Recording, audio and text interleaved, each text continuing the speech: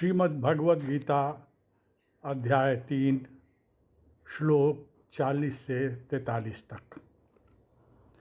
पिछले श्लोक में भगवान ने कहा था कि कामना ही मनुष्य का सबसे प्रबल शत्रु है। अब उससे आगे के श्लोक में वे कहते हैं, इंद्रियां, मन और बुद्धि इस कामना के वास स्थान कहे गए हैं। यह कामना इन इंद्रियों, मन और बुद्धि द्वारा ज्ञान को ढक कर देहाभिमानी मनुष्य को मोहित करता है। इस श्लोक में इंद्रियां, मन और बुद्धि को कामना का स्थान बताया गया है। व्यवहारिक जीवन में अगर हम ध्यान दें तो कामना का प्रारंभ विषयों में दिखता है, पर वास्तव में जड़ चेतन के तादात्म्य उत्पन्न हमारा अहम ही इसका मूल है। अगले श्लोक में भगवान कहते हैं, इसलिए हे भरतवंशियों में श्रेष्ठ अर्जुन, तू सबसे पहले इंद्रियों को वश में करके इस ज्ञान और विज्ञान का नाश करने वाले महान पापी काम को अवश्य ही बलपूर्वक मार डाल। यहाँ समझने की बात यह है कि संसार की स्वतंत्र सत्ता नहीं है, यह ज्ञान है। सब कुछ भगवान ही है, यह विज्ञान है। कामना सदा सांसारिक वस्तुओं की ही होती है और कामना की हर वस्तु सदा प्राप्त ही नहीं हो जाती है।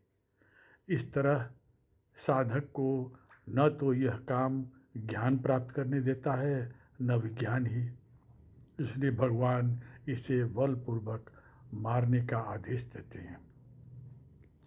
अगले श्लोक में भगवान कहते हैं, इंद्रियों को स्थूल शरीर की अपेक्षा पर यानी श्रेष्ठ, सबल, प्रकाशक, व्यापक तथा सूक्ष्म कहते हैं।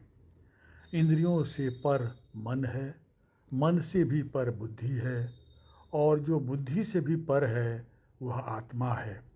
इस तरह बुद्धि से पर स्वयं को यानी आत्मा को जानकर अपने द्वारा अपने मन को वश में करके हे महाबाहो, इस काम रूप दुर्जय शत्रु को मार डाल।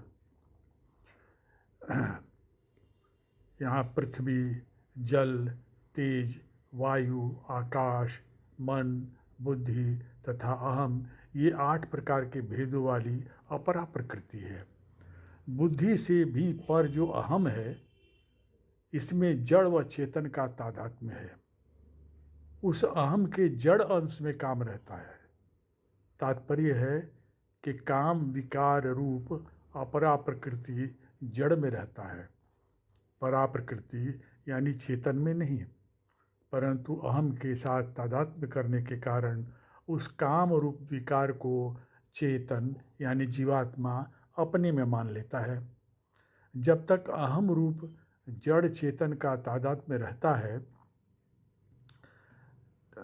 तब तक जड़ और चेतन के विभाग का अलग अलग ज्ञान नहीं होता।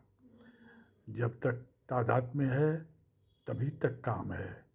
इस तादात्म्य के समाप्त होने पर काम का स्थान प्रेम ले लेता है। काम द्वारा संसार की ओर आकर्षण होता है और प्रेम द्वारा ईश्वर की ओर समर्पण। इस प्रकार गीता जी के 3 अध्याय में कर्मयोग संबंधी श्री कृष्ण अर्जुन का संवाद यहाँ पूरा हुआ। हरि ओम तत्सत।